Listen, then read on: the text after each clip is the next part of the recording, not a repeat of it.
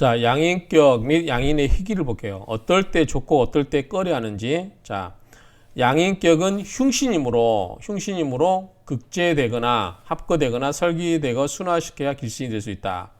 자, 흉하는 것은 자, 우리가 길신을 어떻게 했죠? 보호하거나 뭐다? 생해줘야 된다고 그랬어요. 자, 흉신은 어떻게 된다?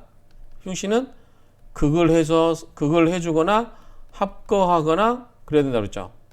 그 다음에 설기, 기운을 빼버리거나, 그렇죠? 설기하는 거 이래야 된다 했었죠. 기란 것은 보호해주고 생해주고, 흉한 것은 극을 해서 죽이거나, 그 다음에 합을 해서 없애버리거나, 그 다음에 설기시켜서 기운을 약하게 하는 거, 기운을 빼야죠. 이렇게 해줘야 된다고 앞에서 계속 이야기했던 이야기니까 한번 보겠습니다.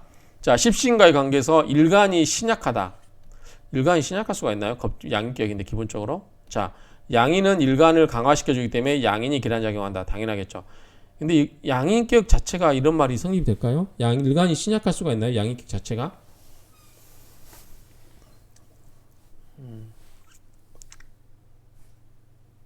말이죠. 논리적으로 말이 안 되잖아요. 우리가 지금 양인격이라고 하는 것은 기본적으로 이 월지에서 겁제에 해당되는 이거 기운을 같은 오행이기 때문에 득령한다고 그랬잖아. 득령. 제 계절에 태어났다고. 제 계절에 태어나면 기본적으로 왕하잖아요. 그렇죠? 그런데 신약할 수가 있나요? 다른 경우에 의해서 극을 받고 일주가 설기시키거나 뭐 그런 게 있을까요? 이럴 때는 아무튼 도움이 되겠죠. 왜냐하면 내가 강해서 문제 생기는데 내가 만약에 약하다면 이게 나에게 도움을 주겠죠. 나를 강하게 해주니까. 그런 의미로 보면 되겠죠. 자, 재성, 식신, 관성이 지나치게 강한 경우는 어떻게 해요? 내가 약하죠. 자, 내가 있으면, 자, 재성은 뭐예요? 내가 힘을 써서 돈을 벌어야 돼요. 힘을 써야 돼요. 그러니까 힘이 빠지죠. 그 다음에 식신은 뭐다? 내 손재주. 내가 뛰어다녀야 돼요. 식신은 뭐죠? 내 역량을 발휘하는 거라고 했잖아요. 그러니까 내 힘을 쓰는 거죠. 내가 누군가를 누르는 것도 힘을 써야 되지만 내가 누군가를 열심히 내 뛰어다니면서 영업을 하려고 해도 내 기운을 써야 되죠. 그 다음에 누가 나를 눌러요. 관이죠. 그럼 누가 나를 누르면 어떻게 돼요? 나를 하려면 어떻게 되죠? 내가 이거를 개태내려면 내가 힘을 써야죠. 어쨌든 이건 전부 내가 힘을 써야 되는 거죠. 유일하게 남은 힘을 주는 건 뭐예요? 인성이잖아요. 그 다음에 비견겁제. 손을 빌려주는 거. 자, 이런 경우만 되는 거죠. 그러니까 나에게 힘을 주는 건 인성과 비견겁제밖에 없는 거예요. 자, 재성, 식신, 관성이 지나치게 강한 경우는 뭐다? 전부 내가 힘을 쓰거나 극을 받는 거죠. 그렇기 때문에 일간이 약한데 양인운이 오네요. 양인격이 아니라 양인운이 온다는 것은 비견겁제운이 온다는 거죠. 비겁운이 온다는 거죠.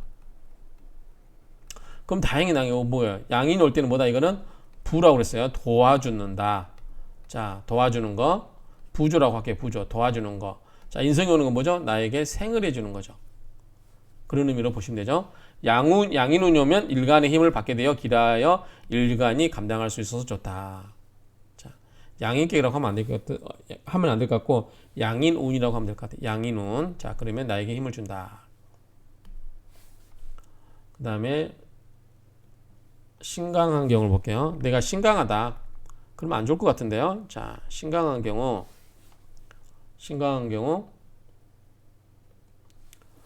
재성, 관성과 다툼이 있게 된다. 내가 강하면 어떻게 돼요?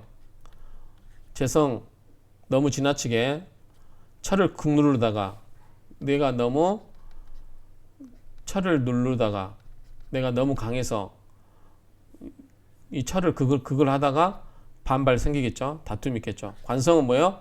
나를 극하면 내가 순응하면 되는데 내가 힘이 세기 때문에 반발하는 거죠. 반발. 관이 그걸 하는데 어떻게 해요? 반발하죠. 반발. 내가 세기 때문에. 그다음 여기는 지나치게 그걸 하다가 노후에 튕겨 맞는 거죠. 그래서 재성과 관성이 다툼이 있게 된다. 내가 너무 지나침으로써 생기는 문제들이죠. 재성이 문제가 생기게 되면 재물, 처자, 부친 뭐예요? 전부 재성이죠. 재물, 처자, 부친. 부친은 뭐죠? 편재예요. 다시 안 합니다. 어머니가 정인이고 그래서 편재이기 때문에 부친 등과 문제가 생기거나 소송 등이 발생할 수 있어서 불균해진다.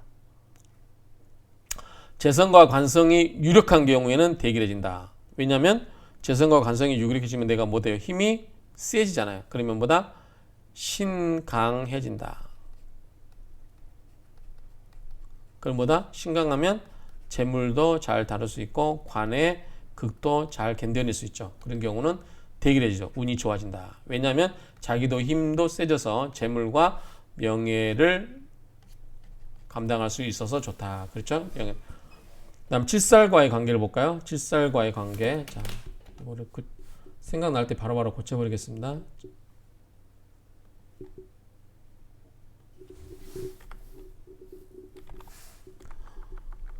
그 다음에 칠살과의 관계를 보겠습니다. 자, 칠살은 뭐죠? 나를 생하는 건데 더 흉폭하죠? 자, 양인의 흉폭한 것과 칠살의 흉폭한 것을 합고로 성질을 순화시켜서 길하게 작용하도록 한다. 앞에서 예를 했었죠? 다시 한번 예를 들면, 자, 간목이 경금이 있고 신금이 있어요. 이게 살이고 이게 정관이죠? 간목에게.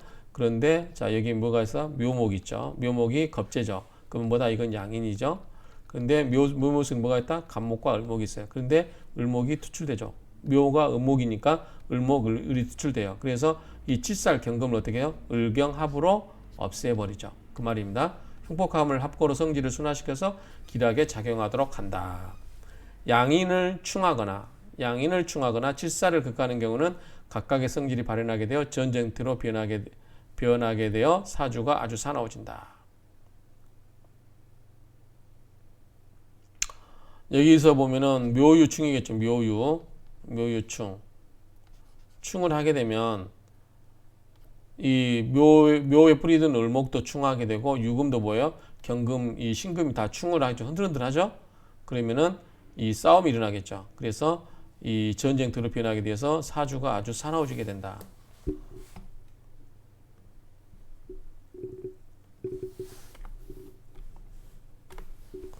그 다음에 양인이 있고 인성이 있을 경우 살인상생을 이루게 되면 아주 길어지게 된다.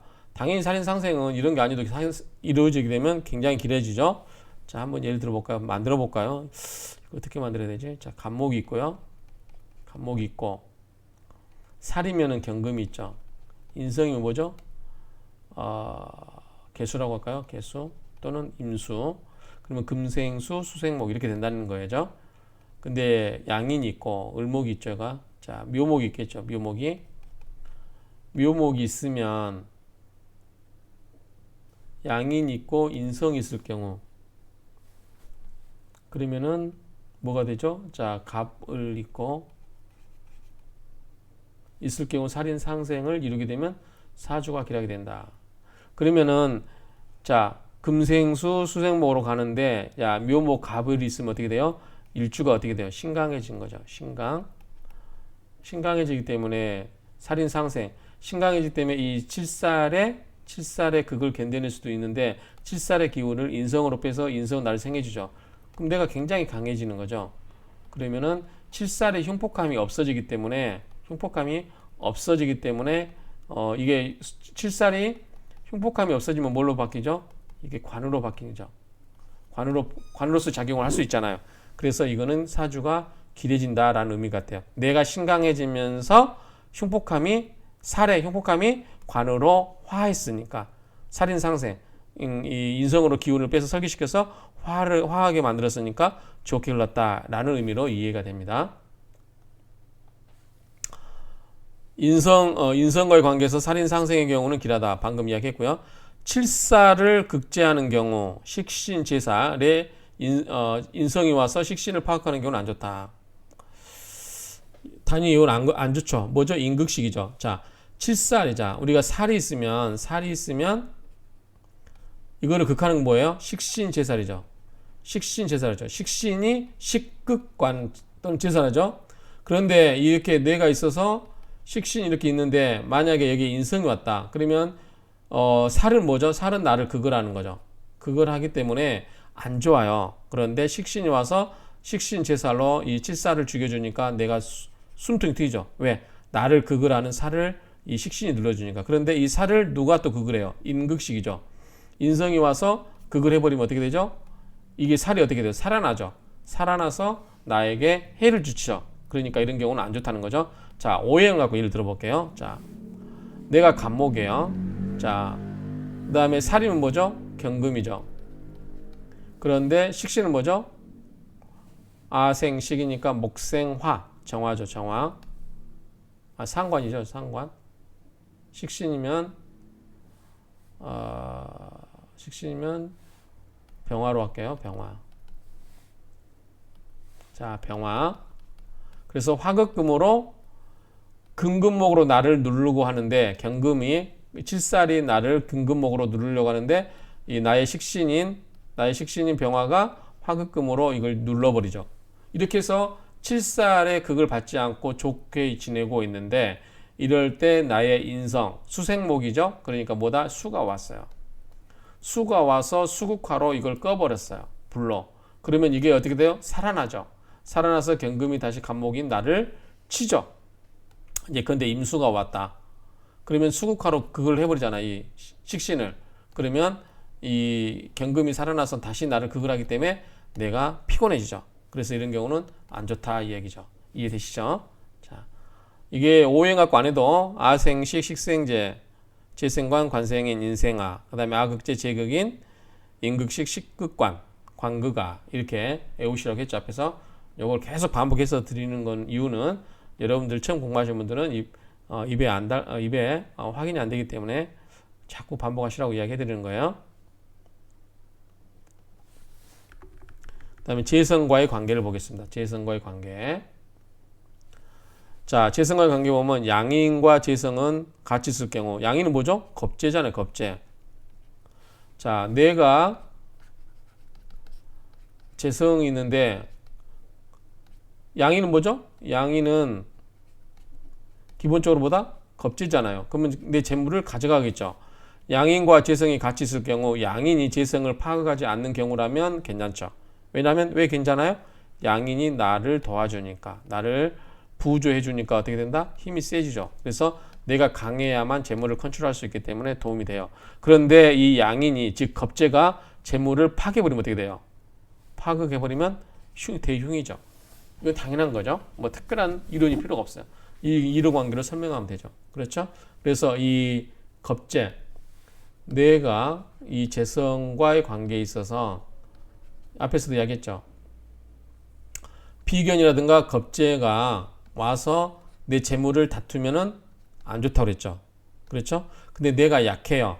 이 와서 나에게 돈을 나에게 힘을 보태주면 내가 강해지기 때문에 좋아요. 이때 재성 비견은 뭐다? 나의 재물에는 관심이 없어요. 오로지 나를 도와주는 것에 더 만족을 하는 거죠. 그러면 내가 강해지면 내가 재물을 컨트롤할 수 있기 때문에 좋은 거죠.